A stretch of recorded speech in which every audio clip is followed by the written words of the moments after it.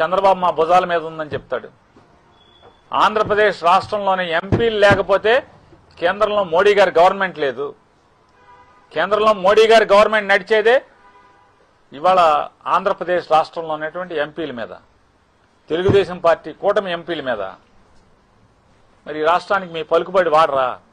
కేంద్రంలో మీ పలుకుబడి దేనికి వాడుతున్నారా అంటే గేట్లు ఎత్తేసి హద్దులు లేని అప్పులు తేవటానికి, లేదా వైఎస్ఆర్ కాంగ్రెస్ పార్టీ వాళ్ళ మీద ఈడీ రైడ్లు చేయించటానికి.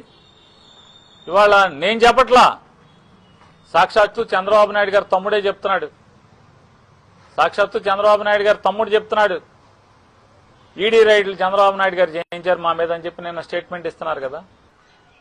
జగన్మోహన్ రెడ్డి గారు 5 ఏళ్లలో చేసిన అప్పు మీరు 22 మాసాల్లో చేసి పారేసారు. దానికి తప్పితే దేనికి పనికి వచ్చింది? మీరు